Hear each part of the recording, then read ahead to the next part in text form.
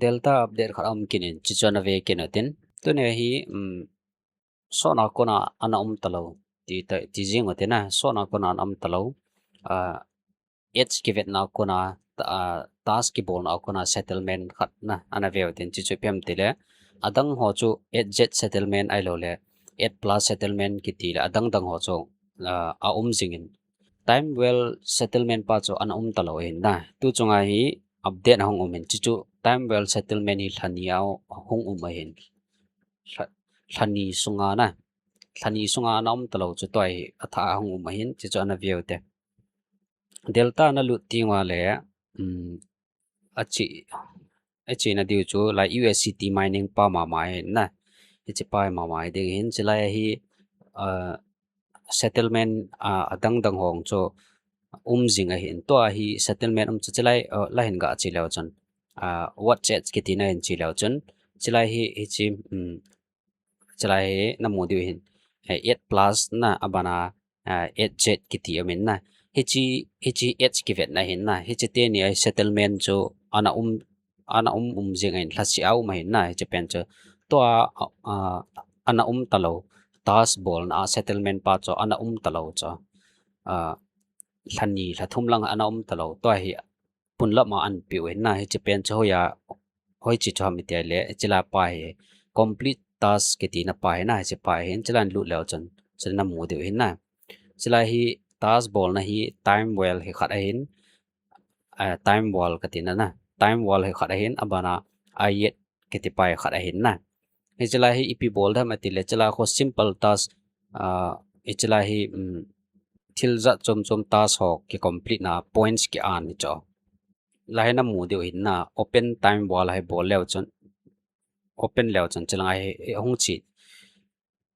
loading hong chi tin chi chunga lew chon chila hi time wall open lew chon hi tai din na he choi na mu wa chila hi chila kho nira alai abul hai che pai ve lew chon hi chi ama sa pen hi na nira app download and review chi apps ko na downloading review na pi dina hi chi mana ko 7700 USCT point na mo de ti cha abana live chi pa he finance quiz ki ti pa ong hi cha ko na ho 14900 USCT point on thaina he chong adang dang ha aza chum min he cho hi task bol dina abang chu apps downloading abang chu comment bolding alo le 5 star rating ho bolding ti ho hin na abo atas cho ki bang lo hin chalao he chong ve lew chan install and give 5 star rating and comment na it yo kon task ki bol hin chila hi create new gmail account on 8120 USCT point chalao hi follow odo Instagram profile onga follow acha kona cha an theina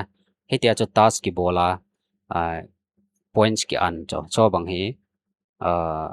write comment and like on YouTube na follow Twitter space alole watch YouTube video ki ti ho omen na cho za chom choma task ki bola point ki an cho hi che pen pa cho so ta hi i khat ana pi lo cho piti seda hi che pa hi phat so ta hi settlement na pi lo na ama ho jong hi monthly settlement ki pi cho ama ho jong hi ai wanga cho so thim ta he na pi lo pharwa ana pi lo ai tan cha cho to he an pi ki noi na che pa cho to hi settlement che hoya ma vet di he na chilai ayet ki ti naung hi veleo chon open ayet pol leo chon na ayet ayong hi chutabang ma cho points za chom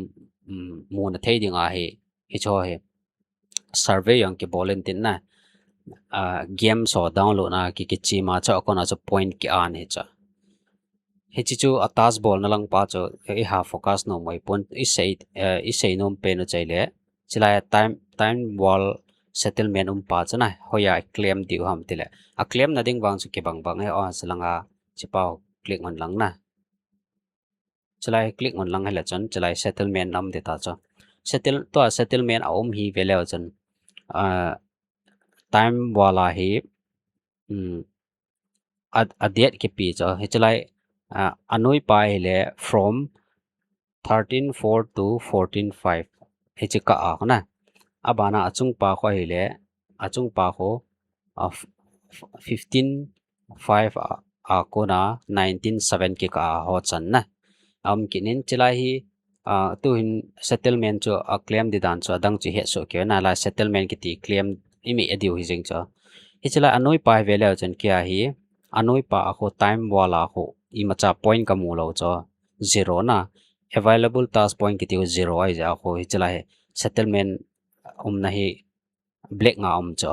na mu wa cho black nga na ke claim thei lo ri cho point ka nei lo ja cha na ai wa nga chilai achung pa ve le chen available task point ko 10,482 ham kharam hin he cho ka claim thei di cho task point chu iti ki convert ham te le na mu de hin chu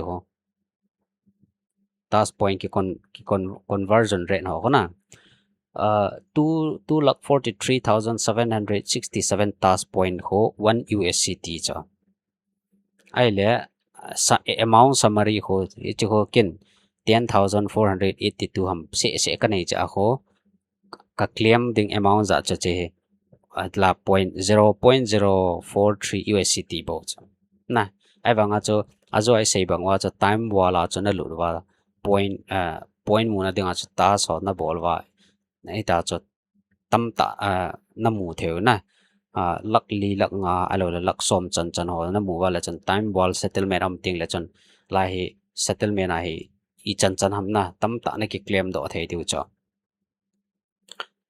a conversion rate cho ala kan ve sa banga 2,43,000 also 2,40,000 ti ta na 2,40,000 cho $1 ti nai time wall point 2,40,000 na mu za wa le $1 na akon what 2,40,000 points so $1 ai ti nai cha $1 cho I ho so ma zakat na zakat ho ti nai sai bangwa chu chila h vet na chu ma hin chila complete task ki tina ko nai time wall to ayet na hi task na bolwa nei kha the na point na ki del the hi na no wala